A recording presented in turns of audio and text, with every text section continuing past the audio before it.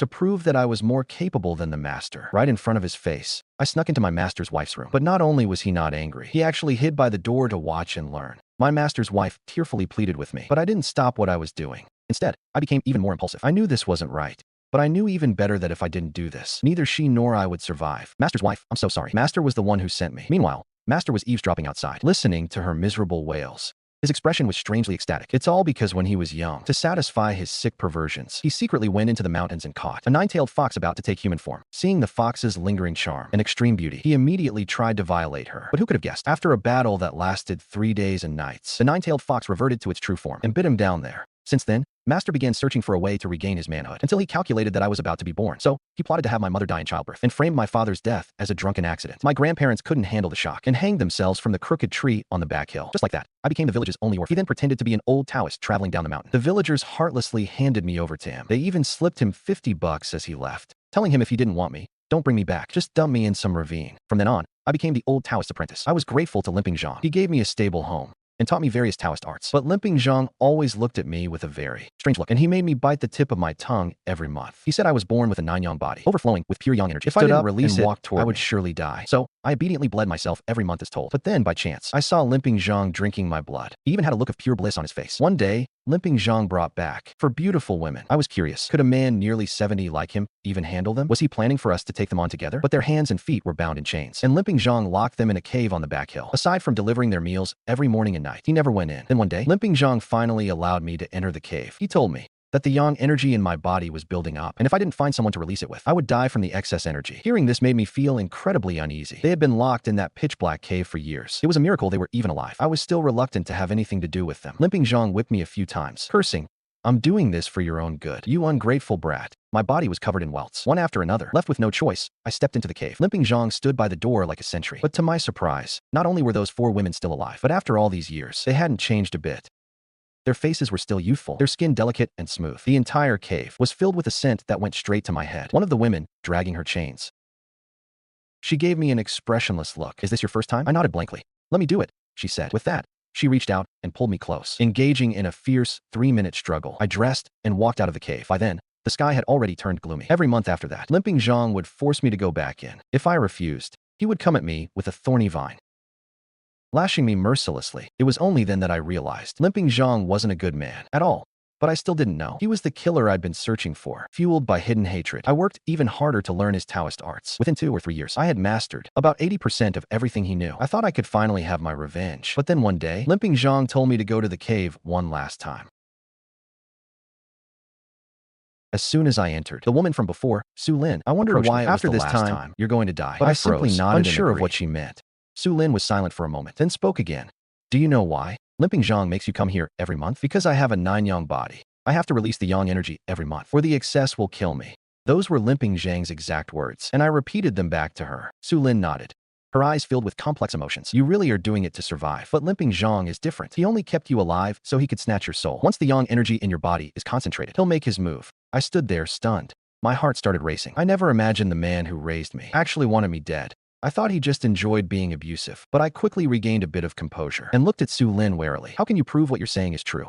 I hesitated. Su Lin seemed to have expected this. "Has Limping Zhang ever eaten duck, onions, or ginger?" "No, because they're high in yin energy. Since he's old, badly injured, and his yang energy is thin, eating them would shorten his life. If you don't believe me, you can buy some and see if he'll eat it." My eyes widened in shock, filled with utter disbelief. A chill ran down my spine. I knew she was telling the truth, because Limping Zhang really never touched those foods. He told me before it was just a dietary restriction, but now I realized there was a hidden motive. Seeing the look on my face, Su Lin wisely stopped talking. She shed her clothes, swaying her hips, and slowly wrapped her slender arms around my neck. "Come on. One last time. Whatever happens next is up to fate." I stared at Su Lin standing beside me for a long time. Finally, I undressed and went to her, our bodies intertwining. The other 3 women sat blankly in the corner, watching us, whispering to each other now and then. I got dressed and walked out of the cave. Outside, the sky had already grown dark. On the way back, Su Lin's words kept echoing in my mind. "If Limping Zhang really intends to snatch my soul, then I will kill him with my own hands." Returning home, I found that Limping Zhang was gone. I headed straight for his room and searched it thoroughly. Finally, in a hidden compartment in the cabinet, I found a yellowed ancient book. I flipped through it quickly.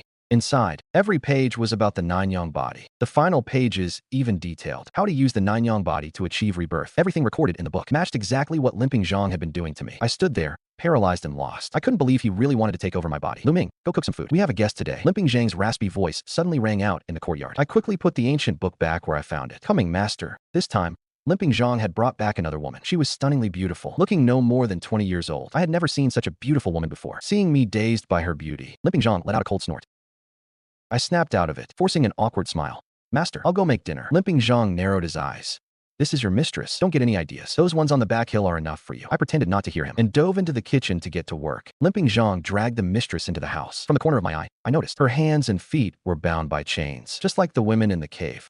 I even spotted a yellow talisman stuck to the back of her fair neck. My heart skipped a beat. I had a terrible premonition. What on earth was Limping Zhang planning? After dinner was ready, Limping Zhang and the mistress sat at the table. I poured a cup of tea and respectfully handed it to her. Limping Zhang seemed pleased with my quick wit, a faint smirk playing on his lips. But the greedy look in his eyes remained fixed on the beautiful mistress. While occasionally glancing at my body, my fear only grew.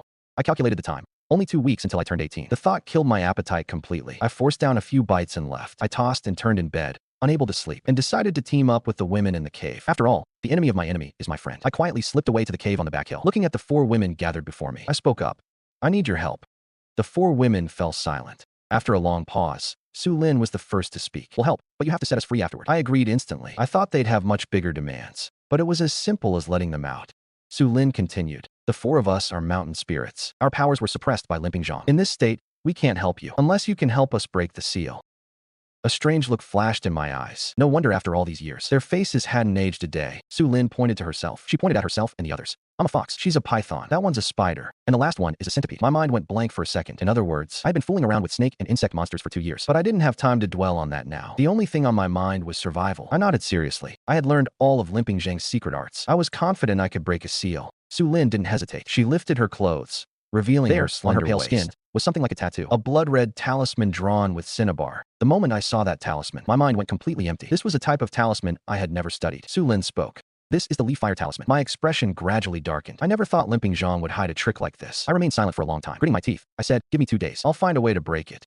As the words left my mouth, Su Lin pulled her clothes aside and lunged into my arms. Leaving the cave, I headed straight home without hesitation. I searched the house twice, but I couldn't find any information regarding the Leaf Fire. Just then, the mistress, who had been locked in her room, spoke up. What are you looking for? The Leaf Fire Talisman, I answered firmly. There was a brief silence from the room. You want to kill Limping Zhang? I shot back. He wants to kill me.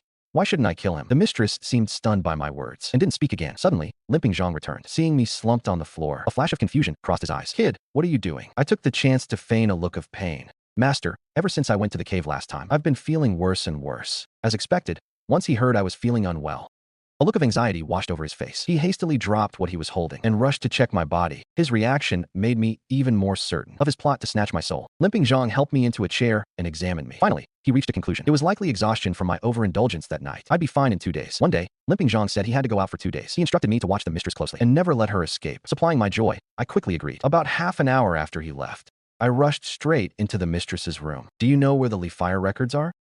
The mistress slowly sat up against the headboard. Even through the thin curtain, the silhouette of her seductive body was visible. Why should I help you? I replied, I can set you free. Aren't you afraid I'll side with Limping Zhang? I shook my head. There's a talisman on your neck. If you were truly with him, he wouldn't be so guarded. The mistress was left speechless. I won't help you. Hearing this, I grew anxious. Would you really rather stay with that 70-year-old fossil? The mistress let out a cold laugh. Don't try to provoke me. I don't trust humans. Just as I suspected, the mistress was just like the others in the cave. She wasn't human. Looking at her lying on the bed, I was suddenly broken into a cold sweat. Her delicate body was covered in purple bruises. Cracks branched out from the talisman on her neck, spreading across her skin. On her slender legs, patches of mottled white fur were visible. Infuriated by my sudden move, the mistress lashed out with a wave of her hand. A massive force knocked me off my feet, slamming me into the table behind me. The curtains drew shut once more. Her angry voice rang out from the bed. Get out, you damn humans. I remained silent for a moment, enduring the pain all over my body, and left her with one final word. There are 4 other women like you on the back hill. If you don't help me, do you really think any of you will survive? I went back to the cave on the back hill again. Su Lin thought I had brought a way to break the seal. She rushed over. Can you fix it now? I slowly shook my head in dejection. The old man hid everything related to the Leaf Fire Talisman. Su Lin froze at those words. The other 3 women gathered around as well. Su Lin let out a sigh, pulling me into her arms to comfort me. It's okay. Take your time. Don't we still have a week left? Feeling the softness of her chest, I asked if there was any other way to break the Leaf Fire. Su Lin was silent for a moment, then slowly spoke. We could force it off, but it would cost us most of our cultivation. Worse, our souls could dissipate entirely. I fell silent. Forcing it off would damage their cultivation. Even if they were freed, they wouldn't be much help in the final fight. I vented all my rage toward Limping Zhang onto them instead. This time, I ended up sleeping in the cave. In the middle of the night, half asleep, I heard the 4 women whispering. Should we eat him? Not yet. Wait until he frees us, then we eat. But I can't wait anymore. We can't eat him now. Limping Zhang will kill us. I'm so hungry. If I stay this hungry, I'll die even without the talisman. Just hold on for 2 more days. If he really can't find a way to save us, then it won't be too late to eat him. I listened, trembling all over, forcing my eyes shut and pretending to sleep. I didn't dare move an inch. The next morning, just as the sun rose, I scrambled back home. The moment I stepped in, I saw Limping Zhang's grim face. Where have you been? I was silent for a moment. To the back hill. Zhang narrowed his eyes. Kid, be careful not to let lust blind you or lead to ghostly possession. Those things are not to be trifled with. My heart skipped a beat. I quickly forced a smile for my master. Master, I just couldn't help myself. I felt a persistent itch in my soul. Limping Zhang let out a brief snort, lowering his head to continue smoking his pipe. I hurried back to my room, sitting on the bed and shrinking into the corner. My mind was in complete chaos. Those 4 women want to kill me. Limping Zhang also wants to kill me. So basically, everyone wants me dead. I shook my head repeatedly, hardly believing any of this. Wait, I still have the mistress. She has a grudge against Limping Zhang, and she doesn't know those 4 women. She is my only life-saving straw, my last resort. Early the next morning, I went to Limping Zhang to ask for a few $100. I told him my birthday was coming up, and I wanted to go down to the village to buy some food, to celebrate properly. Hearing this, Limping Zhang hesitated for a long time before giving me the money. I looked at the expression on his face, and any hope I had left died right there. Limping Zhang had definitely started to suspect me. Once I got the money, I hurried to the village's agricultural supply shop. Auntie, do you have any medicine to calm down a cow? Auntie Wang gave me a strange look. Was the package Limping Zhang bought yesterday not enough? I was stunned. Nervously, I replied, I lost it on the way back. He told me to come and buy it again. Auntie Wang pulled a packet of powder from a drawer and gave it to me. This stuff is powerful. Just a pinch is enough. Too much will kill the cow. I nodded, took the medicine, paid, and left. Why did Limping Zhang buy medicine? We don't even have livestock at home. Most likely, his plans coincided with mine. With a heavy heart, I bought some meat and liquor from the supermarket and started walking back home. I crouched in the woods, opening the bottle of liquor I'd bought for him. I grabbed the animal sedative and poured it straight in. I didn't even care about the dosage. I dumped the whole thing in. It'd be best if a lethal dose killed Limping Zhang instantly. Just as I reached the door, I noticed Limping Zhang's clothes were stained with fresh blood. Feigning joy, I said, Master, I bought you some premium cigarettes and liquor. Limping Zhang glanced at them and muttered a bit. Isn't it a waste of money to buy such expensive smokes? I grinned like a simpleton. Master, you raised me. It's only natural for me to buy you the best stuff. I was about to head into the kitchen to cook, but Limping Zhang stopped me. He told me to take yesterday's leftovers to the 4 women in the cave. He said he'd handle the cooking today, trying to keep my heart from racing. I carried the food containers toward the back hill. Is Limping Zhang really going to poison me today? When I arrived at the cave, I saw that Su Lin and the others were covered in whip marks. Su Lin dragged her chains toward me, looking disheveled. Hurry up if you can. It looks like Limping Zhang is already making his move. I snorted inwardly. You're trying to harm me too? You know better. I finished delivering the food and headed back home. As soon as I entered, I saw Limping Zhang and the mistress waiting for me with dinner already made. I smiled and teased Limping Zhang. In all these years, I've never seen you cook. It actually looks pretty delicious. Limping Zhang shot me a glance and pointed at the mistress. I don't know how to cook. Aside from those green beans, your mistress made everything else. I went silent, becoming 3 times more wary of the mistress. Based on what I'd learned about her lately, she would definitely seize this chance to poison the food. And the green beans Limping Zhang made? No doubt about it. Those were poisoned too. Master poured a cup of the liquor and handed it to me. Lu Ming, it's your birthday. Have a drink. Master, I can't handle alcohol. One time before squeezing that out. Limping Zhang looked at the liquor on the table, a flash of coldness in his eyes. Aren't you ashamed to say that out loud? Forcing down the terror inside, I stared at the cup of liquor on the table, as if it were straight poison. The mistress beside me finally spoke up. Your master is right. Just have a little. It's not like it's poison. The word poison made my heart skip a beat. Had she conspired with him? I feigned a look of excitement, picking up the cup. Master, I'm not much of a drinker. Please don't take it personally. But just as I was about to take a tiny sip just for show, a loud bang echoed from the back hill. Limping Zhang's face visibly darkened. He let out a cold snort. Wait here. I need to step out for a moment. With that, he quickly sprinted toward the back hill. I let out a long breath and slumped into my chair. That was close. I almost drank that poison liquor. The mistress glanced at me, letting out a soft scoff. With that little spine, you actually dared to poison Limping Zhang? I looked up at her, shooting back with some pride. At least I'm better than you. I know how to fight back. You're just waiting to die. Under the dim light, her face looked deathly pale. I stared directly at her. She grew uncomfortable under my gaze. Are you planning to defy all ethics? Her bluntness caught me off guard. My face flushed red for a moment. You're a grown man, and you can't even hold your liquor? I replied, I'd love to. But both of us are about to die anyway. The atmosphere turned freezing. Finally, I couldn't help but say, how about we team up and we escape together? The mistress said nothing, staring expressionlessly at the food growing cold on the table. I frowned and looked at her, urging her again. We're in the same boat now. If I die, do you really think you'll survive? Do you honestly want to stay with that old fossil for the rest of your life? She looked me up and down. I can help you, but you have to give me a bowl of your blood. I was stunned, unable to fathom what she wanted with my blood. She spoke again. Your blood is special. It can help me recover from my injuries. Fine, I promise. I agreed immediately. The mistress nodded. In 2 days, when Limping Zhang lets his guard down, find a way to make him drink the liquor you spiked. That's all. Leave the rest to me. My stomach churned. I hadn't expected her to see through my poisoning attempt. If she knew, Limping Zhang surely did too. 2 days later, I waited for Limping Zhang to go down the mountain before heading to the cave. The 4 women inside were all battered and bruised. She wore before I could offer any comfort. clothes. Ning Yan rushed to the entrance looked out of place and knelt against on the her ground. milky Her eyes white were full skin. of Desperation. Please, I beg you, get us out of here as soon as possible. Xiaoxi was beaten so badly last night. She's barely alive. We won't survive another day in here. I could faintly see a woman lying in the deepest part of the cave. Her breath was incredibly weak, teetering on the edge of death. Seeing me unmoved, Ning Yan immediately yanked her clothes aside. Please, just hurry, please. If you save us, I'll do anything you want. I knelt down and patted her shoulder. Don't worry, you'll be out of here soon. She nodded vigorously, trying to pull me into the cave. I refused outright and turned to leave. It was out of the question. I was afraid they'd take the chance to kill me. When I got home, I could hear the mistress's agonizing wails still echoing from her room. I hesitated at the door for a long time before finally pushing it open and stepping inside. Seeing me enter without warning, she looked ashamed and angry. What are you doing in here? I pulled a pair of scissors from my pocket, sliced a small cut into my palm, and shoved my hand directly against her lips. Drink up. Heal your injuries. I don't want you slowing me down when the time comes. The mistress was silent for a moment before she started to drink. A moment later, she stopped, fighting off a wave of dizziness. I urged her, Mistress, drink more. You need to recover as fast as possible. She looked at me with a complicated gaze. She grabbed a piece of cloth from nearby and helped bandage my hand. I'm much better now. That's enough. I scanned her quickly and saw that her wounds were indeed healing. Leaving her room, I walked out quickly. Right then, Limping Zhang returned. He was dragging a goat and carrying a bamboo basket on his back. Through the small gaps in the weave, I could faintly see snakes inside. I smiled and hurried toward him. Master, why did you buy so much stuff? Limping Zhang chuckled, stroking his beard. Your 18th birthday is almost here. I'm prepping some good food ahead of time. We're going to have a real feast. I helped him carry the things inside. But from the corner of my eye, I noticed 3 snakes. Each one was a different color, but they were definitely all venomous pit vipers. It hit me then. The secret manual I'd snuck a look at. There was a page detailing how to use the 9-yang body to achieve rebirth. The triple snake sacrifice, highly toxic venom, could suppress the yang energy in my 9-yang body. And then, through a sacrificial ritual, he will plunder my 9-yang body to achieve rebirth. I forced down the terror in my heart, moving everything into the house, then made an excuse to go rest in my room. It wasn't until dinner time in the afternoon that Limping Zhang's voice came from outside. Lu Ming, I'm heading to the back hill for a bit. I hid in my room, listening as his footsteps faded into the distance. I ran back into the mistress's room again. Mistress, Limping Zhang is ready to move, I said nervously. I told her everything about the sacrifice. She lay on the bed, thinking for a moment. Force 2 drops of your blood into them. I immediately understood her intention. Stepping out of the room, I turned my gaze toward the venomous snakes in the bamboo basket. The 3 vipers were all different colors, but they all emitted the same foul, nauseating stench. I grabbed a pair of tongs, pulled a snake from the basket, carefully pried its mouth open, and bit my finger too.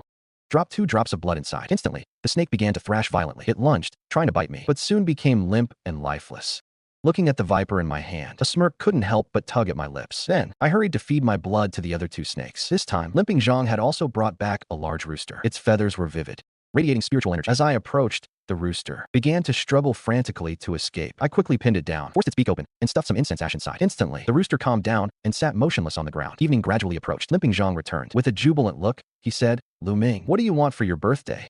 Master will grant it. My mind raced for a second. Anything is fine, as long as you are here, Master. Once I turn 18, I'll get a part-time job. I'll look after you in your old age until the very end. Limping Zhang was delighted. He began chatting incessantly with the mistress. Beside him, she played along dutifully, though she shot me a resentful look. After we had our fill of food and wine, I thought it was time to turn in. But then, Limping Zhang suddenly noticed the snakes in the corner. He shoved me aside and rushed toward the bamboo basket. What happened to my snakes? Who the hell did this to my snakes? Limping Zhang saw the snakes lying dejectedly in the basket, and his fury reached a boiling point. He snatched a snake out of the basket and glared at me viciously. Was it you? I hesitated for a few seconds before slowly explaining. They tried to escape today, so I caught them. I didn't think throwing them back in would end up like this. Limping Zhang gave me a long, meaningful look. After a silent pause, he carried the snake outside. Don't believe a word your mistress says. She's nothing but a fox vixen. I kept my head down and said nothing. The mistress couldn't help but scoff. You're far too cowardly. I shot her an annoyed glance. What do we do now? She shook her head. Those snakes drank your blood. No matter how he tries, they're useless now. Be extremely careful these next 2 days. Your master will likely use dirty tricks to get to you. I thought for the next 2 days, Limping Zhang would keep up his act. But when he returned, he pinned me against the wall and beat me mercilessly. I treated you well, and you listened to an outsider to turn against me. In no time at all, my body was covered in bloody welts. I looked absolutely pathetic. I stood up. I stood my ground and snapped back. You're the one trying to kill me first. Limping Zhang let out a cold sneer, his face gradually distorted with rage. I'm the one who raised you. What's wrong with me taking your life back? With that, he swung his whip with a violent crack. Stung by the pain, I tried to lunge at him to fight back, but Limping Zhang wrapped the whip tightly around my neck. You dare fight back? I'll show you exactly who's boss today.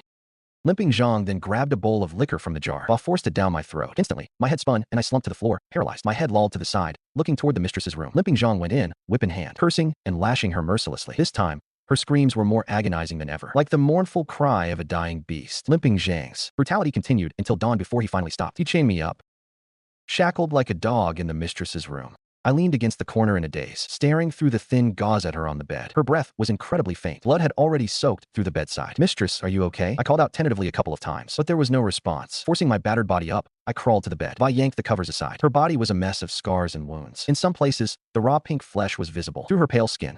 Her skin began to deteriorate. Fine strands of white fur started poking through her skin. Even my master's wife's hair and ears began to lengthen. She was reverting to her true form. I panicked instantly.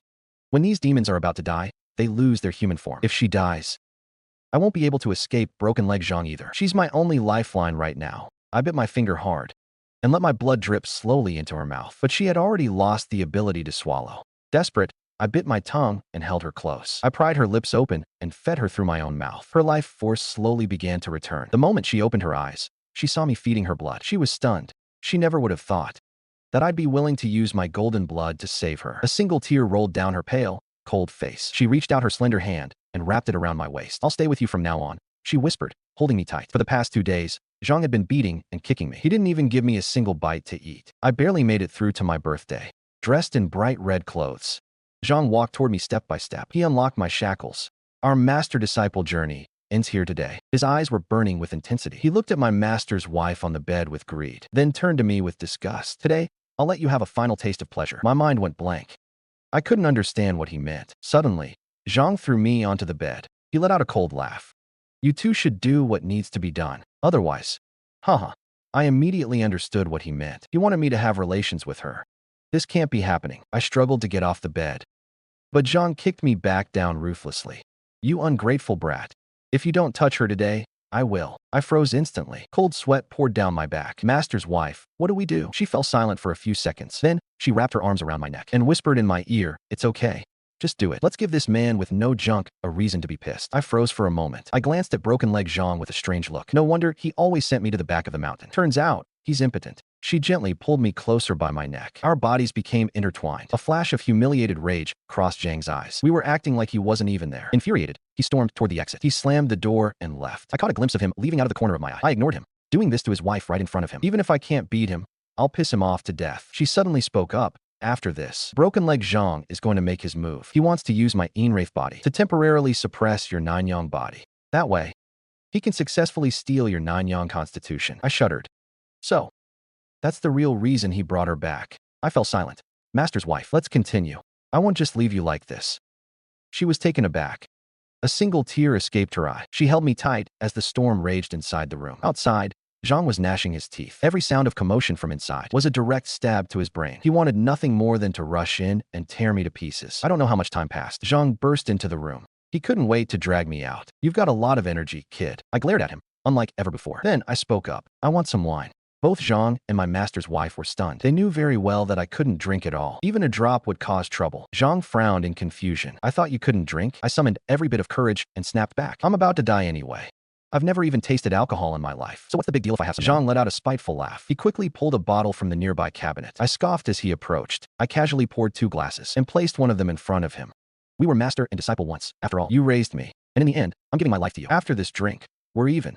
Zhang stared at me, full of suspicion. He thought I was trying to pull a fast one on him. Without hesitating, I feigned anger, grabbed his glass, drank half, and slammed it back down. "I'm a dead man walking. What could I possibly do? You're too chicken to even have a drink, and you call yourself the infamous Broken Leg Zhang?" Seeing that I had actually drunk from his glass, Zhang finally began to lower his guard. I said expressionlessly, "After this shot, our bond as master and disciple is over. From now on, we owe each other nothing." I raised my glass and downed it in one go. Zhang hesitated for a few seconds, then cautiously finished his drink. My plan was simple. Do whatever it takes to get Zhang wasted. Once he's passed out, Master's wife can strike. That's our only shot at survival. I said with a look of disdain. "If you can't handle your liquor, then forget it." As I spoke, I poured another round. The spiked wine was definitely hitting hard. The rush made my head spin instantly. I faked a heavy sigh, lowered my head, and wiped away fake tears. "Just kill me. My life belonged to you anyway." Zhang, feeling his pride challenged, picked up the glass and gulped it down. A moment later, the effects of the drugs kicked in fully. Zhang couldn't hold himself up and collapsed on the floor. In that instant, he realized he'd been played. I looked down at him with a sinister grin. "The tables have turned. This time, it's your turn to die." Zhang's eyes widened. His face twisted in shock. He never thought I'd risk drinking the poison myself just to get him. That I'd risk drinking poison with me. "You're ruthless." After those words, Broken Leg Zhang couldn't hold on any longer. He blacked out completely. My vision blurred. I couldn't help but collapse onto the floor. In a haze, I saw Master's wife holding a short blade, slowly walking toward me. I couldn't believe my eyes. I used every ounce of strength to crawl toward the door, but it was useless. She slowly knelt down and cut my hand with the blade. Before long, her bowl was filled with my blood. A look of joy crossed her face. She raised the bowl and downed it in one go. I thought that would be enough. But then, she turned her gaze toward my other hand.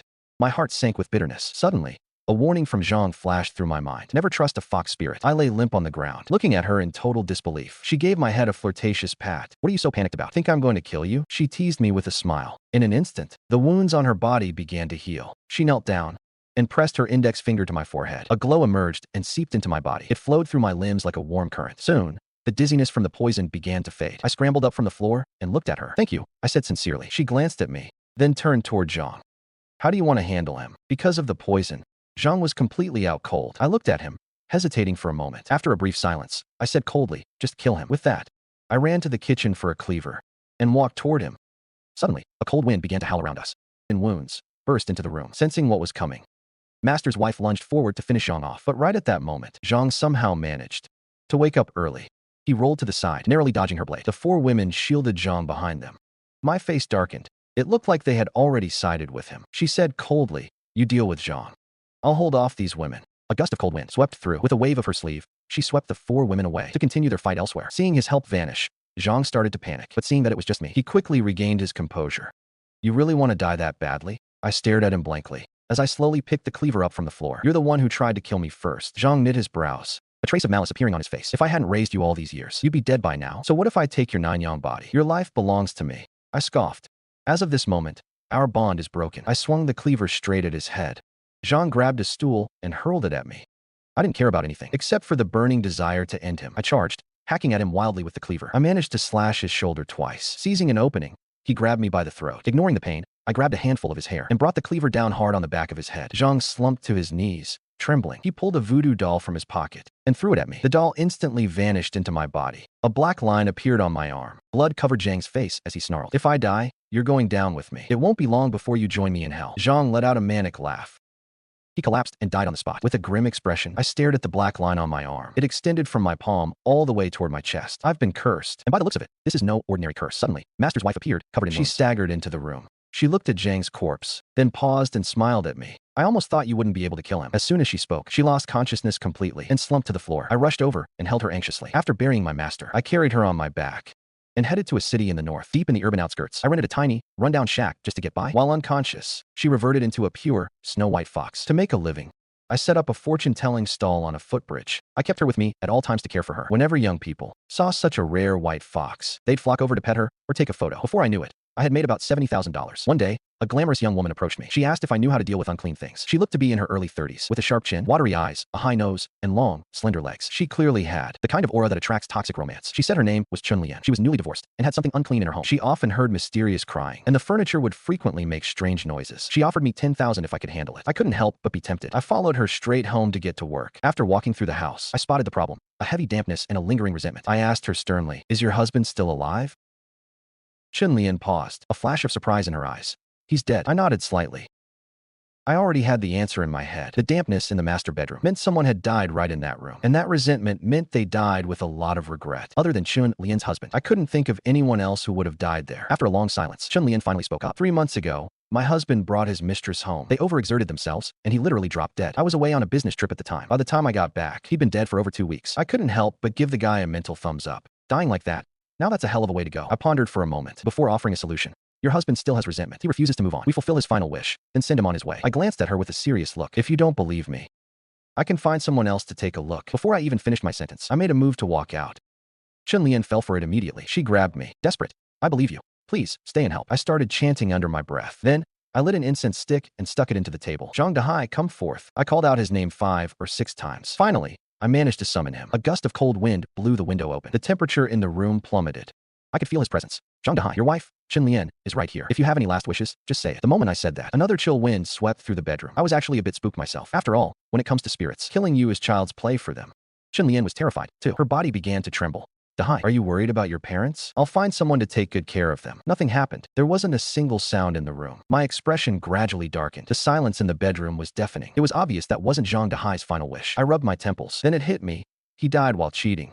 Could he be worried about his mistress? Zhang Dahai, are you worried about that Zhang Lily woman? Suddenly, a gust of cold wind swirled through the bedroom. I stood there, a bit caught off guard. Her husband's dying wish was actually about his mistress. Even standing 3 feet away from Chun-Lian, I could feel her pure, unadulterated rage. But the incense stick on the table showed no further signs of movement. Chun-Lian looked at me, her expression grim and her voice ice cold. Did he agree to leave or not? I thought about it for a second. Based on his reaction just now, he definitely still cares about Zhang Lily. But since he hasn't agreed to move on yet, it only means one thing. He has more than one wish. Your husband has other unfinished business. We need to find this Zhang Lily and ask her ourselves. Bottling up her resentment, Chun-Lian grabbed her car keys and headed for the door. Fine. I'm going to get some damn answers today. Once we were in the car, she suddenly asked, can we just destroy him completely? I was taken aback. She meant crushing his soul so he'd cease to exist. I pondered for a few seconds. I said slowly. But he was your husband in the eyes of the law. If you have his soul obliterated, the karma might prevent you from ever having children. Hesitation washed over her face. After a long silence, she let out a heavy sigh. It looked like she had dropped the idea. Soon, we arrived at a place called Happiness Apartments. With a look of disgust, Chun-Lian pounded on Zhang Lily's door. A thin woman, wearing heavy makeup, opened the door. Chun-Lian didn't mince words. Zhang suppressed her temper and said, Zhang Dahai is dead, but his soul is still lingering. We have to fulfill his final wish before he can move on. Zhang Lily paused for a moment. She leaned against the doorframe and scoffed. So, what does that have to do with me? Out of the corner of my eye, I noticed that despite the heavy makeup, her face was covered in deep wrinkles. I even spotted stretch marks on her midriff. I had a pretty good guess why. I looked at her and said coldly, if you don't help, your son won't survive either. Within 7 days, he'll be plagued by a deadly illness. As soon as I said that, Zhang Lily froze. What the hell is that supposed to mean? I stared her down. If we don't send Dahai to his next life, he's going to come for your son. At best, the boy will be sickly for life. At worst, he won't last a year. Hearing this, she immediately let us into the house. The moment I stepped in, I saw a small baby lying quietly in a cradle in the middle of the living room. Chun-Lian's eyes were fixed on the child. Is this Dahai's kid? Zhang Lily's face went pale. She bit her lip. I'll be honest with you. This isn't Zhang Dahai's child. It belongs to another man. Both Chun-Lian and I were stunned. We both turned to look at Zhang Lily. Sensing our judgmental glares, she continued to explain. I met Dahai the year before last. During that time, I was also seeing someone else. The baby belongs to that other guy, but Dahai always believed the child was his. Suddenly, a dusty, freezing wind whipped through the room. I caught a glimpse of a shadow, diving straight into the baby's body. Quick, get the baby into the sunlight. Dahai is here. I didn't realize that Dahai had been watching us from the shadows all along. Hearing that the child wasn't his, he flew into a murderous rage. He's going for the baby. Look at that chilling wind. He's turned into a vengeful spirit. I shouted urgently, get the baby into the sunlight now. Hearing this, Zhang Lily grabbed the child and dashed onto the balcony. The second the baby hit the sunlight, a puff of black smoke drifted out. I quickly stuffed a protection charm into the baby's clothes. Suddenly, a shiver ran down my spine. I spun around to look at Chun-Lian. I saw that Dahai had already possessed her. She glared at Zhang Lily with pure malice. How dare you lie to me? I'll kill you, and that brat too. None of you are making it out alive. Zhang Lily was white as a sheet from terror. She fainted right then and there. Seeing things take a turn for the worse, I pulled an exorcism talisman from my bag and slapped it hard onto Chun-Lian's stomach. In an instant, a man's agonizing wail erupted from her. A dark shadow vanished into the wall and disappeared. 2 or 3 hours later, both Chun-Lian and Zhang Lily finally woke up. As soon as they came to, they started screaming, crying their eyes out. It took forever to calm them down. Each woman grabbed one of my arms, refusing to let go. Feeling the softness pressed against my arms, I was in a real bind. If you don't let go, there's going to be another ghost in this room soon. Yeah, a lustful ghost. Realizing the awkwardness, Chun-Lian slowly let go. Will Dahai come back? Yes. My confirmation made them both shudder with fear. Dahai has turned into a vengeful spirit. It's going to be a lot harder to root him out now. I racked my brain, remembering what Broken Leg Zhang once told me. To deal with a ghost that leaves no trace, you have to go directly to their parents. Using strands of the elder's hair in a ritual can force Dahai out of hiding. I turned to Chun-Lian and asked, do you know where his parents are? Chun-Lian answered without a second thought. In a place called Zhang Village, out in the suburbs. I told them firmly, our only choice now is to find his parents. I'll use a strand of hair from each of them for a ritual to lure Zhang Dahai back. Then, we set a trap to finish him off for good. A moment later, we were in the car. On the way, we ran into a very strange man, whose words ended up saving my life. A middle-aged man with a scar on his face turned to me. A flash of surprise crossed his face. You look like you're headed for a bloody disaster. Want me to read your fortune? I was intrigued. I didn't expect to run into a fellow professional on the road. I smiled at him. Sure, brother. Tell me what you see. He nodded, his eyes narrowing slightly. I see a black haze hanging over the 3 of you. And based on the timing, it's extremely ominous. Plus, with those protection charms on your car, if I'm not mistaken, you're planning to kill a man or a ghost. My heart skipped a beat. He was spot on. Suddenly, the man's tone turned cryptic. If you survive this ordeal, feel free to come find me sometime. Just remember this. Without a ruthless heart, without a tough fate, you can't survive. Some paths require you to gamble your life to find a way out. I mumbled to myself, deep in thought. Some paths require you to gamble your life. Thanks, brother. He waved his hand and drove off into the distance. After parting ways with that strange man, we drove straight toward the outskirts. Before long, we reached a fork in the road. I turned to Chun-Lian. Which way do we go from here? She looked hesitant, seemingly unsure herself. Dahai once told me that both roads lead to Zhang Village. I rubbed my brow, feeling a sense of dread wash over me. This was a tough call. I scanned the intersection. The road leading down the hill was thick with a heavy, dark energy. It looked terrifyingly ominous. The mountain road didn't seem to have much dark energy. There were even road signs. And looking at the tire tracks, it looked like a car had passed through recently. I hesitated for a long time before slowly saying, let's take the upper road. Chun-Lian nodded, started the engine, and drove toward the mountain path. As the car climbed higher, an increasingly bad feeling washed over me. It was a sudden, inexplicable sense of panic. Then, the middle-aged man's words flashed through my mind. I hurriedly stopped Chun-Lian. Reverse. Take the road down the hill. Startled, Chun Lian slammed on the brakes so hard she stalled the engine. The car ended up sideways in the middle of the road. Panic surged through me. Out of the corner of my eye, I noticed a strange, eerie mist seeping up from the ground in the distance. Without a second to lose, I jumped out, swapped into the driver's seat, and sped toward the lower road. I glanced back at the mountain path with a lingering fear. Dahai must have set a trap on that upper road. It looked safe enough, but if we had continued, we would have hit a ghost wall loop, or even run straight into Dahai himself. As I sped along the lower road, suddenly, an old man leaning on a cane appeared ahead. He stood by the roadside, head down, perfectly still. He slowly raised his hand, waving at us with mechanical, stiff motions. I took a deep breath. I told the others coldly, "Close your eyes. Pretend you're asleep." Chun Lian started shaking uncontrollably. "Okay," she whispered, her voice cracking. She squeezed her eyes shut immediately, faking sleep. I maintained my speed, and we were on the old man in an instant. He probably thought I'd stop, as his waving slowed down for a split second, but I didn't even give him a glance. I floored it and sped past, out here in the middle of nowhere. How the hell did an old man get out here? In the rearview mirror, I clearly saw him pause in confusion, but when I glanced at the road and looked back at the mirror again, he was gone. After a few more turns, the old man appeared again, still leaning on his cane, standing by the roadside, head down, waving his arm. The moment I saw him, a chill ran straight to my bones. When the car pulled up to him, I yelled out in a rage, "Cut it out, or I'll dig up your grave and dump your bones in the river." The words had barely left my lips when he vanished once more. Seeing the distant lights of the village, I let out a sigh of relief. I thought the coast was clear, but in the middle of the road ahead stood several paper effigies, stiff as boards. The leader was that same old man with the cane. A twisted smile crept onto his face. "Can you give us a lift?" He just wouldn't let us go. I grabbed my backpack and stepped out of the car. "Listen, old man, I gave you a pass twice. Don't test my patience. If it comes to a fight, you might not like the outcome." He stared at me silently, then said slowly, "You're not getting through. Turn back." I froze. The answer was clear. Dahai must have sent him to block us. My face went grim. "I'm warning you, get out of the way. I may be young, but don't think I can't take you." The old man shook his head. The mockery on his face was unmistakable. He let out a sinister, raspy laugh. The paper effigies behind him turned their heads stiffly and slowly looked at me. Enraged, I pulled out a stack of exorcism talismans from my pocket. With a flick of my wrist, they landed on the paper figures. Black smoke erupted from them. I glared at the old man. "So, you still want to play games?" The old man stepped aside and gestured with one hand. "Heh, fine then.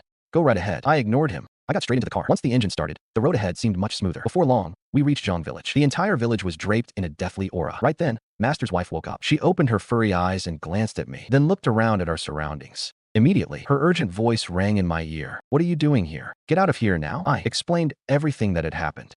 As I finished, my head began to feel heavy and dizzy. She stared at me silently with wide eyes. She didn't say another word, nor did she move an inch. I was confused, but I didn't overthink it. I kept driving deeper into the village. But the further I went, the colder I felt. My vision was starting to blur. I pinched my arm as hard as I could, but I felt absolutely no pain.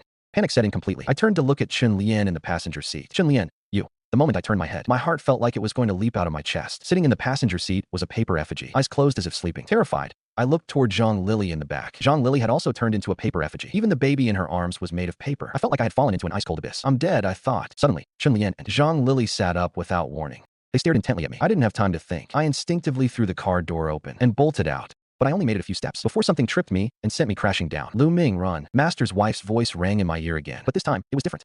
Master's wife sounded extremely urgent. I nodded vigorously. I scrambled on all fours, desperately running toward the village exit. But the closer I got to the exit, the more my heart sank into an icy dread. The doors of the surrounding houses slowly creaked open. One by one, paper effigies stepped out, their eyes fixed dead on me. As I neared the village gate, about a dozen paper figures in various clothes blocked my path. The one in the lead was clutching a photograph of me. But right at that moment, Chun Lian's voice rang in my ear. "Lu Ming, where are we?" Her voice drifted toward me again. I looked back at the passenger seat. The paper effigy that looked exactly like Chun Lian was staring back with a cold, sinister smile. Suddenly, gusts of freezing wind whipped up. My vision blurred for a split second, and everything plunged into total darkness. I was blind. I couldn't see a single thing. I tried my best to stay calm and ran in the opposite direction. Suddenly, a pair of hands grabbed me. I struggled to break free, only to feel that the hands were made of paper. The next second, it felt like I had been tossed into a wooden box. Just as terror began to take hold, the Master's wife's voice echoed in my ear again. "Stay calm. None of this is real. It's an illusion." Hearing her voice, I forced myself to settle down. I began to piece together exactly when I had fallen into this trap. Was it during the confrontation with the old man, or when we entered the village? I snapped my eyes open. I remembered a moment of dizziness right after I got out of the car. That must have been when the ghostly blindfold hit me. I bit the tip of my tongue and spat a spray of blood. Instantly, my vision cleared. The sounds of the real world rushed back. "Lu Ming, Lu Ming, don't scare me like that." I saw Chun Lian shaking me frantically with a look of pure panic. I waved my hand. "I'm fine. Some creepy thing just played a trick on me." Chun Lian was stunned. "No wonder you suddenly went silent. I was calling you for forever, but you didn't react at all." I gave a casual reply and looked toward the roadside. That old man was still standing right in the middle of the road ahead. I frowned. Hadn't I already broke the ghostly blindfold spell? Seeing the look on my face, Chun Lian asked, "What's wrong? Is something off?" I pointed at the figure ahead. "You can't see that?" She shook her head. "See what?" "I'm looking, but there's nothing there. My heart skipped a beat, but then I couldn't help but chuckle. So the ghostly blindfold was only meant for me. Chun Lian couldn't see any of this. I let out a cold snort and drove straight through the figure. Just then, the old man's voice whispered in my ear again. You have quite an unusual background. I hope we can sit down and have a proper chat about you. I feigned ignorance and sped away. By the time we reached Zhang village, night had already fallen. With Chun Lian leading the way, we went straight to Dahai's parents' house. Zhang Pingshan gave us a cold grunt. His expression was incredibly sour. Are you here to ask about Zhang Dahai? I was taken aback, but nodded with a polite smile. There's something we might need your help with. Pingshan's face went blank. Are you Dahai's debt collectors? I quickly waved him off. You've got it all wrong. We just want to ask you two for a small favor. It's regarding Zhang Dahai. Pingshan looked utterly confused. I nudged Chun Lian. He signaled for him to tell the whole story. Chun Lian recounted everything from beginning to end, with every word spoken. Zhang Pingshan's face grew a shade darker, until the story was finally finished. Zhang Pingshan looked at the child in Zhang Li's arms, a flash of murderous intent in his eyes. After a long silence, he let out a heavy sigh. His eyes softened with regret. Chun Lian, Zhang Dahai has wronged you. Just say it. How do you want us to help? I hesitated for a moment, then said, we want to use a few strands of your hair to summon Zhang Dahai back, and then kill them off. Zhang Pingshan put it bluntly. I didn't say a word, silent in agreement. Something like this, for any parent, is incredibly hard to accept. But to my surprise, Zhang Pingshan agreed. He went inside, brought out 2 strands of hair, and handed them to me. I nodded and immediately began the ritual. The altar was set up right in the center of Zhang's courtyard. Following what Zhang Duantue had taught me, I lit 3 sticks of incense at the path, the door, and the altar. Then, I tossed a stack of joss paper into the air. As the yellow paper filled the sky, the entire courtyard took on an eerie atmosphere. I finished chanting the incantation, wrapped the hair in a talisman, lit it, and threw it out. Then, I shouted toward the entrance, Zhang Dahai. The moment the words left my mouth, on the path outside the courtyard, swirls of thin mist began to gather. Right at that moment, an old woman's voice called out from outside. Zhang Pingshan, looks like we have guests tonight. Soon after, an old woman leaning on a cane emerged from the mist. When she saw the altar and ritual tools in the yard, she panicked instantly. She rushed into the courtyard with long strides. Zhang Pingshan, what's going on? Are you dead? Zhang Pingshan's eyes twitched at her words. His expression grew increasingly grim, disturbed by the old woman's intrusion. The surrounding mist began to slowly dissipate. I could faintly see a blurry, dark shadow within the fog. It drifted away quickly. With a grim expression, I packed up my gear and left with Chun Lian and the others. As we were leaving, I caught a glimpse of Dahai's mother. Her eyes were filled with pure disdain. Once we drove out of the village, my face remained dark. I told the two of them, Dahai's mother interrupted us on purpose. She did it to stop us from catching him. Chun Lian froze, looking back in total disbelief. Why would they do such a thing? I shook my head. I don't know. You guys drive back. I'm going to stake out here tonight.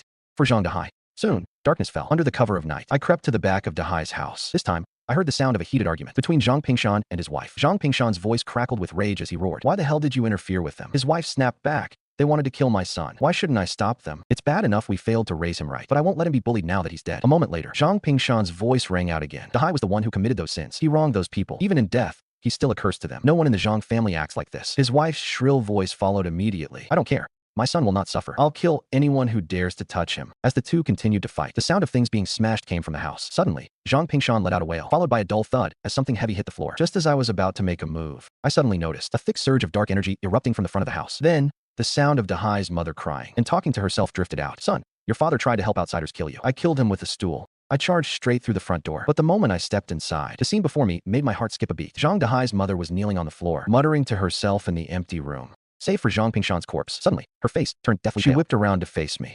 Why do you want to kill me? She was possessed by Zhang Dahai. I whipped out a talisman and bellowed, Zhang Dahai, get out, controlling his mother's body.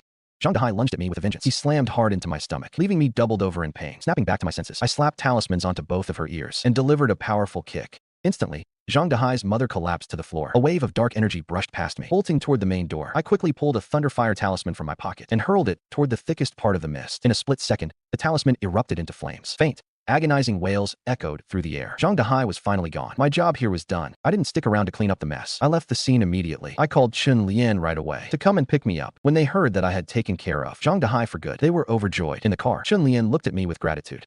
I owe you big time. He promptly transferred 30,000 yuan to me. I waved it off. Don't mention it. It was nothing. Just send more business my way in the future. With the new funds, I leased a small storefront. Coincidentally, my master's wife woke up. I opened my eyes to see her in human form, standing before me once again. After recovering from her injuries, she looked more beautiful than ever. She gave me a hug and whispered, "Thank you for taking care of me lately." I simply shook my head. Her intoxicating scent filled my lungs, stirring something deep inside me. You protect me, so it's only right that I take care of you. She looked at me, suppressing a smile. What is it? Can't hold back? I nodded, my face flushing red. This Nanyang constitution of mine, it's pushed to its absolute limit. That night, we shared a deep, intimate connection until dawn. With my arm around her waist, I asked curiously, that fight you had with those 4 women, was it a serious injury? She shook her head slightly. Don't call me mistress anymore. I never actually married Zhang Duantue. My real name is ManhWa. A faint smile escaped my lips.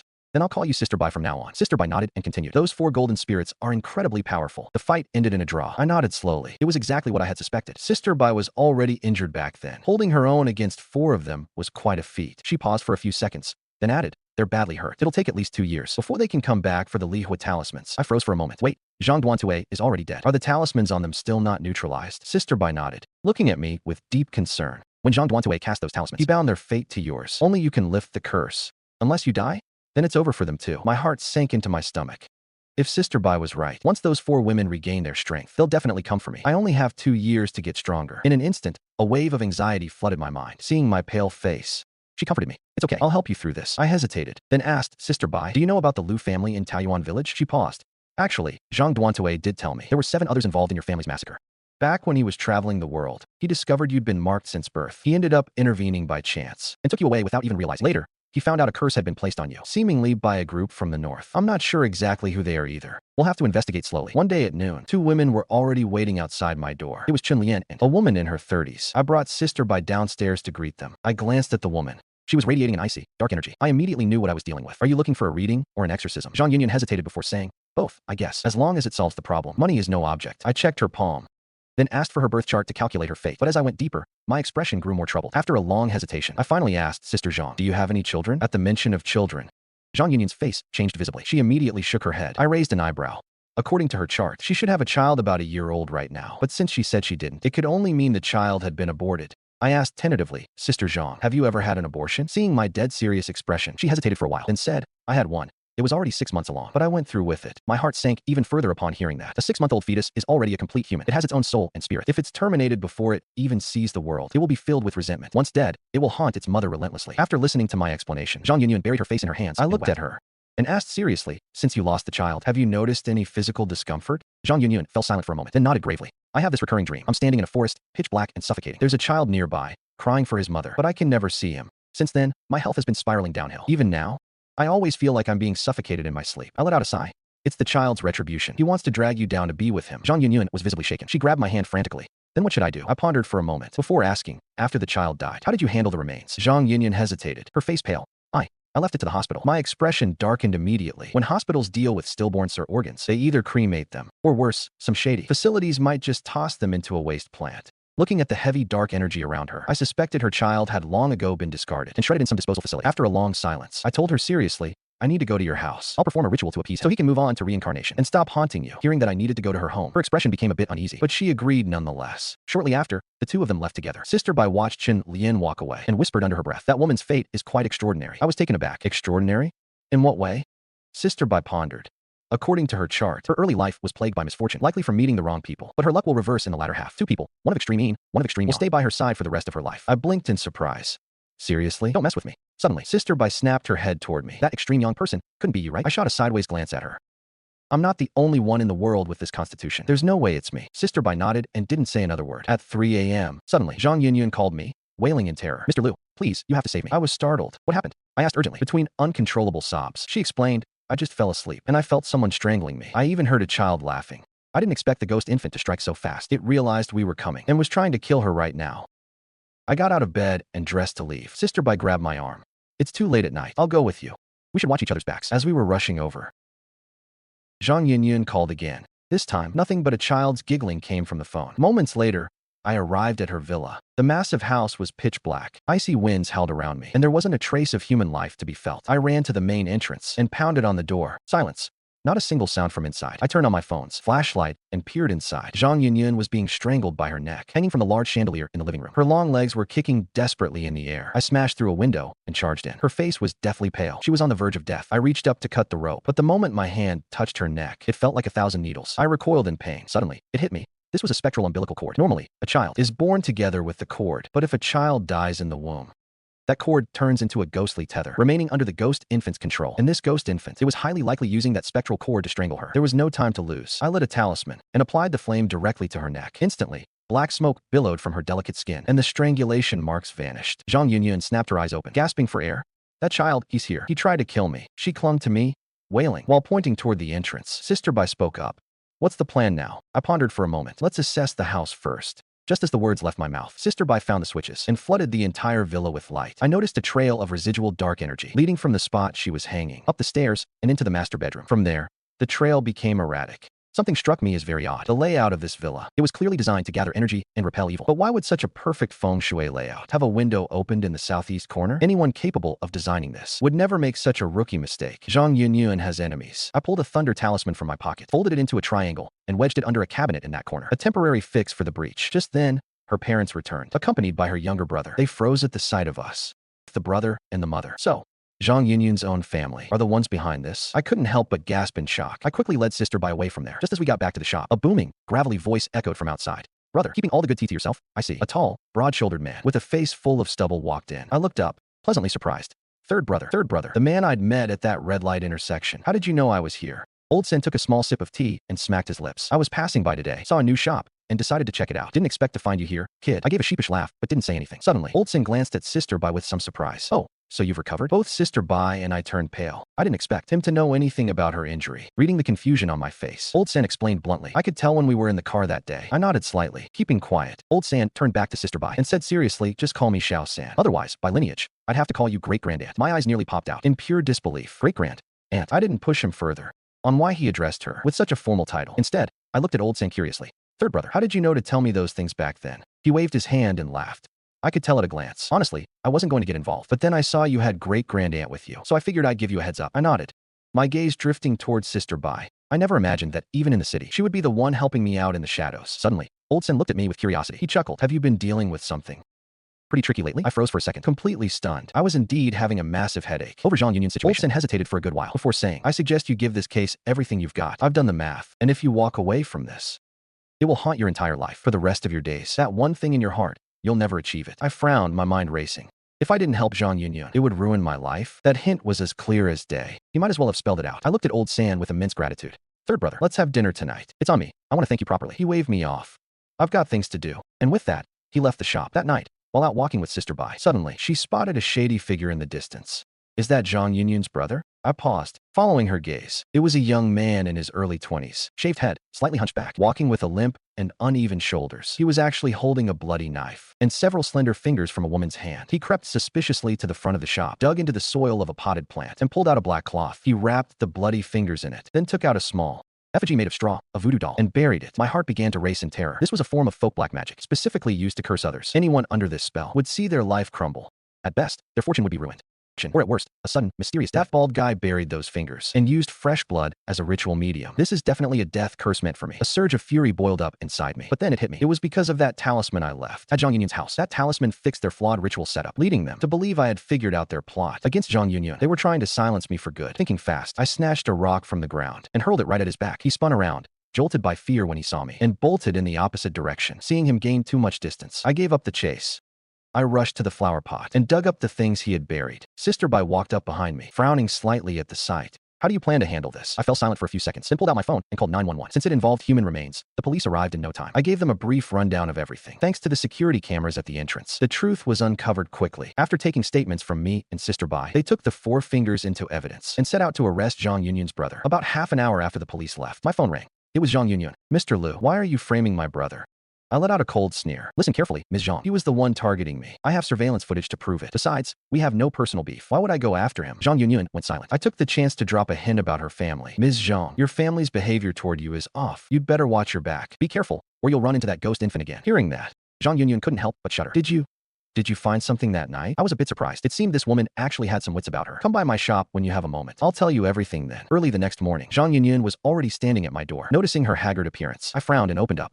What's wrong? Did you notice something off at home? She remained silent for a long while, then nodded slowly. For the past month, I felt like my parents and brother were acting strange. The way they look at me, it's like they're admiring an object, not a person. They've been giving me all sorts of bizarre gifts, too. After what you said last night, the feeling that something is wrong has only grown. I fell silent for a moment, then asked bluntly, are you their biological daughter? She shook her head. I was adopted. My brother wasn't born until 2 years after I arrived. I nodded as it all clicked into place, with tears welling in her eyes. She looked at me anxiously. Mr. Liu, can you please tell me exactly what you found? I took a deep breath and slowly began to recount the events of that night. But just as I mentioned the missing ritual tool, her parents burst in. The two old folks glared at me with grim faces. But when they spotted Sister Bai upstairs, a flash of panic crossed their eyes. They immediately grabbed Zhang Yunyun and started dragging her away. She resisted, but she was no match for their strength. I caught her eye and gave a subtle nod, signaling her to just go for now. Seeing that, she stopped struggling and left with them. Left alone, the more I thought about it, the more uneasy I felt. A strange, overwhelming urge was driving me to uncover the whole truth. I'm heading to Zhang Yunyan's place. I hailed a cab and rushed over to her house as fast as I could. But to my absolute surprise, they weren't even home yet. Peering through the window, I saw her brother hanging from the chandelier. It looked exactly like how she had been hanging before. Didn't the police already arrest him? Then how could he be here? By the looks of it, he was already dead. I staked out in the woods for over half an hour until they finally returned. Once they stepped inside, things got even stranger. Zhang Yunyan clearly saw her brother on the chandelier and began to scream in terror. Suddenly, her mother struck her across the face, knocking her unconscious. They dragged her into a small side room. I moved in closer, using the cover of darkness. Why is that brat still alive? He was supposed to be dead. And that damn fox too. My face darkened as I listened. They were clearly talking about me. But how did they know me? And the damn fox had to be Sister Bai. Moments later, their voices drifted out of the villa again. Should we notify South Jiang? Let them come and deal with this kid. We thought he died all those years ago. If he's still alive, then he belongs to us. Hiding in a blind spot, I listened in silence. These two were among those who murdered my family. No wonder third brother said if I didn't help her, I'd never get my chance at revenge. I heard a heavy thud of a door closing. It seemed they had left.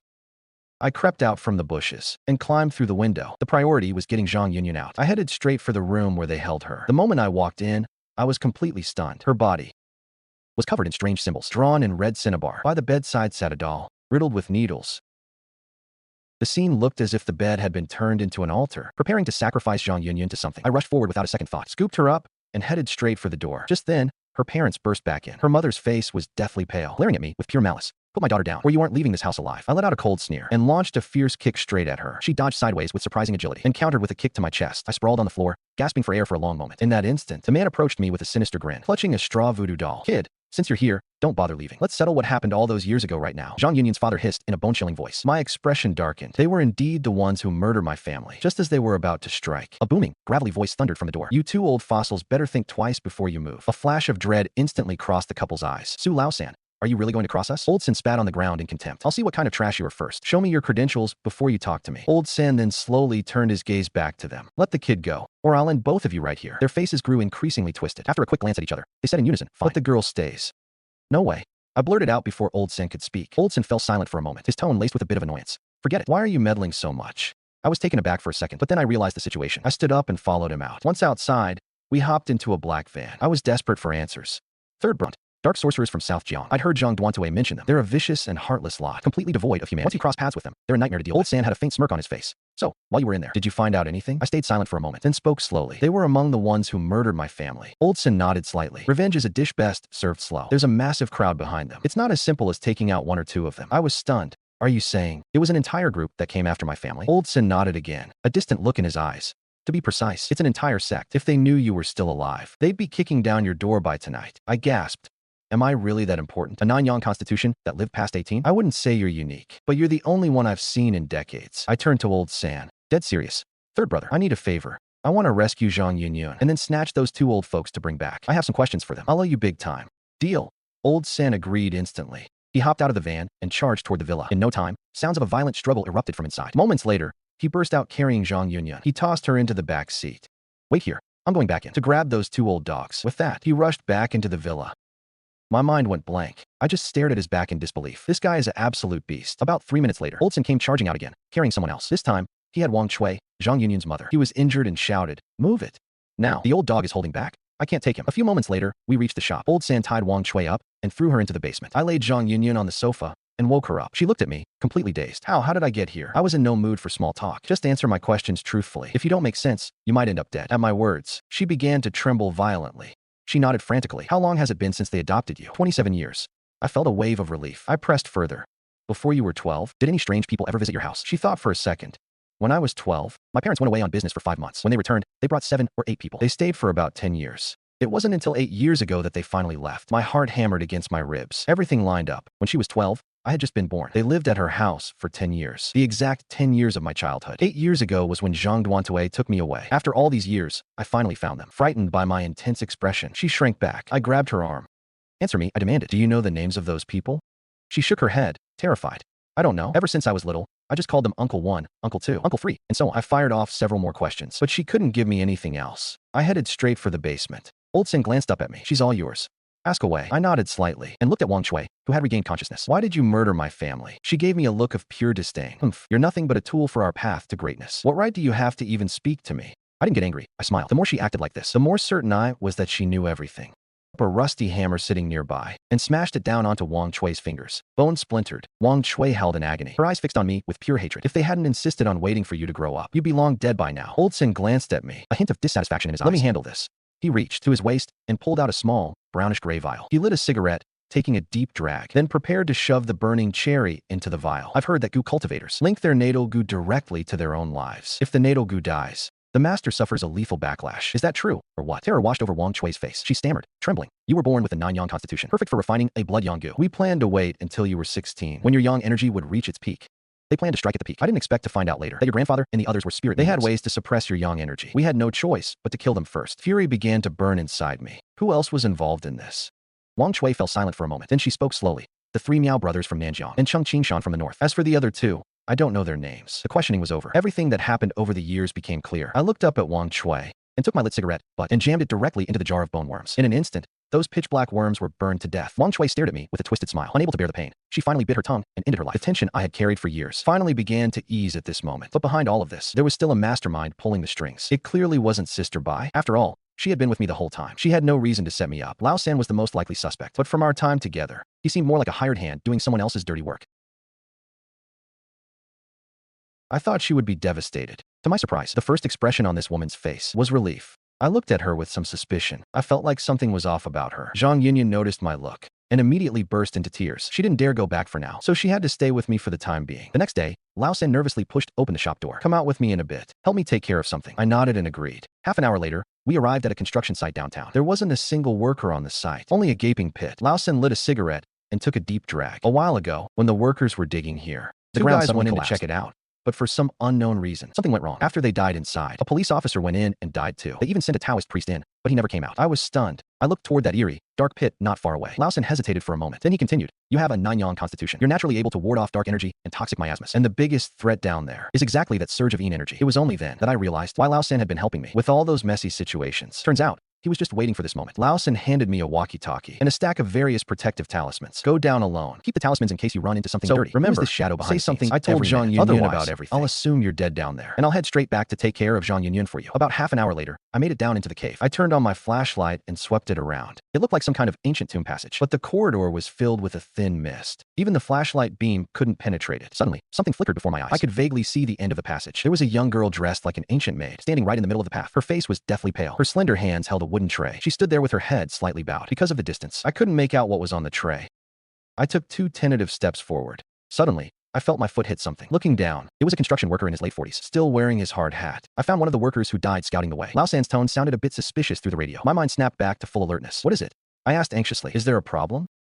On the other side of the radio, it took a long time before Lao San's frantic voice came through. Lu Ming, there are no workers down there. Those 2 were already pulled up by us. My head started spinning. Subconsciously, I looked down at the corpse on the ground, but the corpse's head was twisting around a full 180 degrees in a grotesque way. I broke into a cold sweat, terrified, just as I was about to grab the rope and have Lao San and the others pull me up. Eerie sounds began to echo in my ears. That creepy maid was also walking stiffly toward me. I didn't have time to think. I immediately turned and ran back the way I came. Then, I yanked hard on the rope. I screamed into the walkie-talkie, Lao San, pull me up fast. There was no response from Lao San, only the sound of faint static, and the hemp rope that had been tied to me had mysteriously snapped. With no time to lose, I instinctively threw the talismans at the figure, but it did absolutely nothing. At the end of the tomb passage, a group of soldiers in armor appeared. Just when I thought I was dead for sure, the maid walked straight through the middle of my body, and the soldiers carrying swords all passed through me in the same bizarre way. Then they vanished at the other end of the passage. I stared in confusion at where they had disappeared. Was I hallucinating? Taking a deep breath, I decided to keep moving forward. The further I went, the narrower the passage became. Deep inside, it was barely half a meter wide, only enough room for one adult to squeeze through. When I reached the very end, there was a blue stone gate, carved with intricate patterns. Holding up my flashlight, I peered through the crack in the stone door.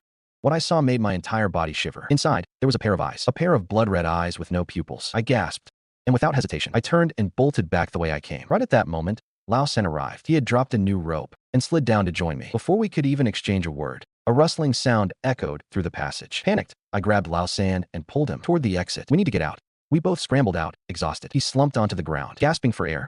Kid, what did you see down there to make you run out in such a rush? I looked at Lao San with a dead serious expression. Right after I went down, I said gravely, I saw a ghost dressed like an ancient maid and a whole troop of armored soldiers. It looked like they were in the middle of a battle. Lao San nodded slightly. His expression turned serious. What else? I fell silent for a moment, trying to steady my nerves. At the very end of the passage is a blue stone gate, and behind that door, there's a pair of blood-red eyes. You mean there's something living in there? Hearing this, Lao San's face darkened instantly. He brushed the dust off his clothes and started walking toward the car. Our business here is done. For now, I'm taking you somewhere. A short while later, we arrived at a dilapidated compound in the old part of town. The place wasn't large, but it was thick with an oppressive, dark energy. A white-haired old man was standing in the courtyard. He looked up, his gaze deep and searching as he studied me. So, you're Lu Ming. I take it. And you are? A faint smile flickered on my lips. He nodded.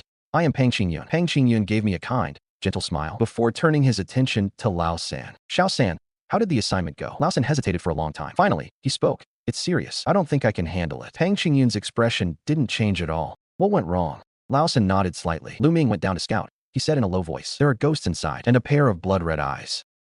Pang Qingyun took a deep breath. You took on this assignment yourself? He said slowly. If you can't handle it, do you really expect us to bail you out? Lao San's face twitched. He awkwardly rubbed his nose. I'm just looking for a little backup. Pang Qingyun gave him a long, deep look. He clapped his hands, and a moment later, a woman in a long black dress stepped out. A while later, back at the fortune-telling shop, I called out to Sister Bai.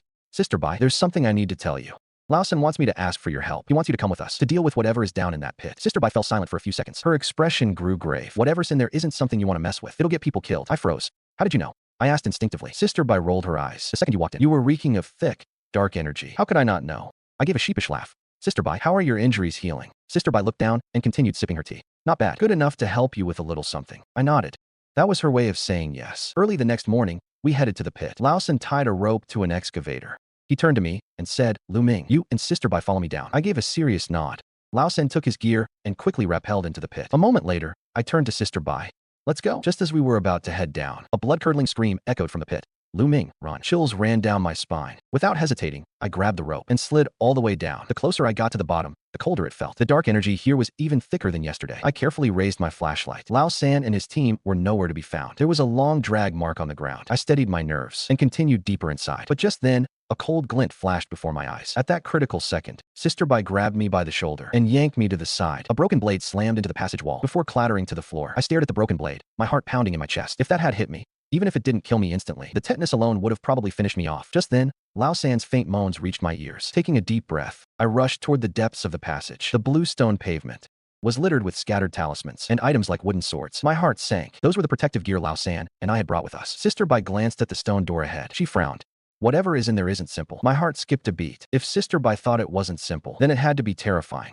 The stone door was slightly ajar. I hesitated for a moment, then gritted my teeth and peered through the crack. I could vaguely see. On top of a stone coffin sat a bizarre, gray-haired figure. He was rummaging through something, with low growls occasionally escaping his throat. Suppressing my fear, I took 2 tentative steps forward. Finally, in a pile of dry bones in the corner, I spotted Lao San and his companion. Lao San was covered in blood, lying helplessly among the remains. At that moment, he noticed I had arrived. I signaled him to stay quiet, then slowly crept toward him along the wall. Just then, the monster seemed to notice me. He spun his head around, and with blood-red eyes, he roared, "Die!" The voice was incredibly raspy. I never expected the thing to actually speak, but since it looked humanoid, it was likely a person who had undergone some mutation. He lunged toward me with a burst of speed. That's when Sister Bai struck again. She charged forward from behind, grabbing the monster by the shoulder, and delivered a powerful kick to his back leg. The monster buckled under the pressure, falling to one knee. He looked back at Sister Bai in surprise, the fury in his eyes burning even brighter. Sister Bai's face was grim. She reached out her right hand and slammed it hard against the monster's crown. I immediately rushed to Lao San, hurrying to help him to his feet. Lao San took a deep breath and gripped my hand tightly. Brother, I really didn't expect you to come for me. I cast an anxious glance at Sister Bai, who was locked in a struggle with the beast. Get out first. After helping Lao San outside the stone door, I immediately turned and charged back inside. I rummaged through the pile of bones and finally found Xiao Jia, whose breath was fading fast. I carried him out as well. Then, I snatched a peachwood sword from the ground and lunged back in. Sister Bai? I roared. I charged straight at the monster. The creature was momentarily dazed by my roar. I swung the peachwood sword, stabbing fiercely toward his eyes. But the monster was quick. He jerked his head to the side to dodge. The wooden sword only left a long gash across his cheek. The monster let out a furious howl and delivered a massive kick to my chest. I collapsed to the ground, taking a while to recover my senses. By now, Sister Bai was losing ground. She was clearly being overpowered. My mind raced. Remembering a spell, I immediately ripped off my shirt, pulled the stack of talismans from my waist, and plastered them all over the fabric. I bit the tip of my tongue and spat out a mouthful of blood, forming hand seals and chanting the incantation. Sister Bai, get back. Seeing an opening, I threw the talisman-covered shirt directly over the monster's head. In an instant, the monster's skin began to sizzle as if scorched by fire. You will die for this. I will kill you all. The monster screeched, his face contorted in agony. He ripped off the shirt and lunged at us. Without hesitation, I grabbed Sister Bai and bolted out the stone door. Sister Bai took the chance to slam the stone door shut. There was a loud thud. The monster had seemingly crashed into the door. We thought that the 4 of us could handle that thing inside. Instead, we were nearly wiped out. I was the first to climb the rope back to the surface, preparing to haul Lao San and the others up one by one. But just then, a raspy voice echoed in my ear. Lu Ming. It's been a long time. My pupils dilated as I spun around to look. Zhang Du was there, standing not far away with a middle-aged man, watching me mockingly. You killed my wife. and ruin my plans. This time, you're not getting away. Zhangdu walked up to me and delivered a heavy blow to the back of my neck. Everything went black. When I opened my eyes again, I found myself tied up, sitting in a dark wooden shack. On the other side was a woman wearing a pink skirt. Who was she? Was she kidnapped just like me? Questions raced through my mind, but I was even more curious about where exactly we were. Suddenly, the woman next to me woke up, realizing she was bound. She immediately started crying and screaming. I gave her an annoyed look. Can you shut up for a second? The woman froze, only then noticing me. Did you kidnap me? I took a deep breath and asked her, what's your name? And where are you from? She hesitated. My name is Su Qingqing. I'm from the Jiang clan in the north. The Jiang clan in the north? I searched my memory for the name when a loud shout suddenly boomed nearby. What are you blabbering about? Quiet down. The door was kicked open. Zhangdu walked in with a dark, brooding face. He kicked me hard twice, then shot me a look of pure disgust. Finally, he turned his gaze towards Su Qingqing. Su Qingqing couldn't stop herself from trembling.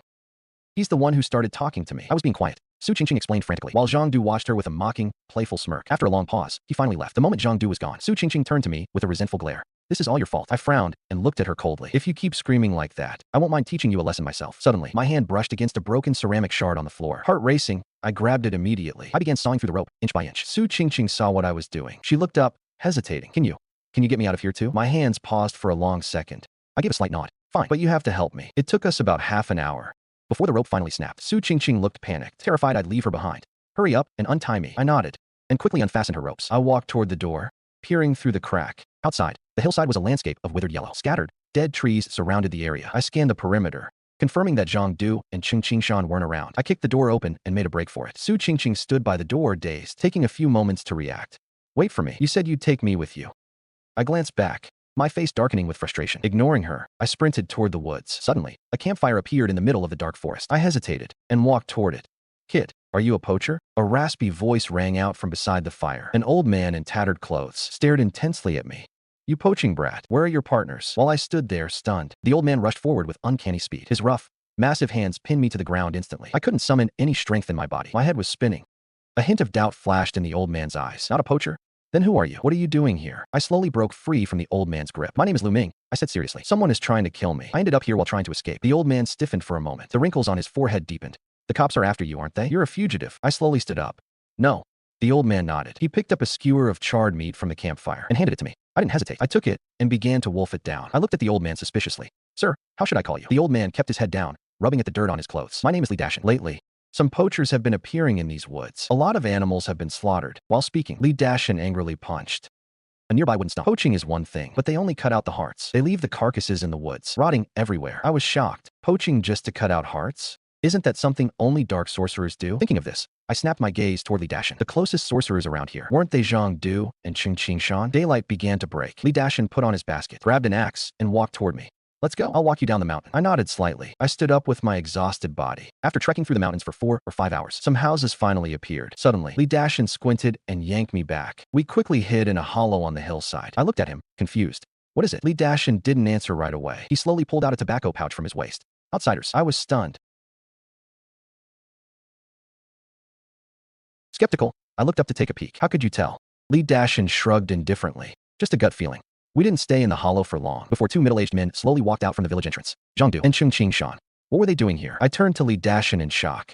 Are those the outsiders you were talking about? A faint smile flickered in Li Dashin's eyes. They're the ones chasing you, aren't they? I fell silent for a moment, then gave a nod. Li Dashin spoke again. If I'm not mistaken, the poachers carving out hearts in the woods are those two, as well. I looked at him, amazed. How did this old man know all this? Li Dashin raised his tobacco pipe and gave me a sharp tap on the forehead. There's a murderous aura radiating from them, and it's still fresh. Who else could it be but those poachers? We waited until we were sure the two had left, before slowly making our way into the village. As soon as we reached his house, Li Dashin immediately had his wife prepare a massive feast. After the meal, I looked up and said to the old man, Sir, once I'm out of here, I'll have my friends send you some money to compensate you. Li Dashin slowly shook his head. A strange smile played on his lips. No need. Just do me one favor. Before he even finished speaking, Li Dashin brought a young girl into the room. This is my granddaughter. I want to ask you to take her to the city, find her a safe place to stay, and teach her a trade so she can make a living. I gave a slight laugh and looked at the girl again. Then, Li Dashin let out a sigh and sat down on a wooden stool. He lit his pipe.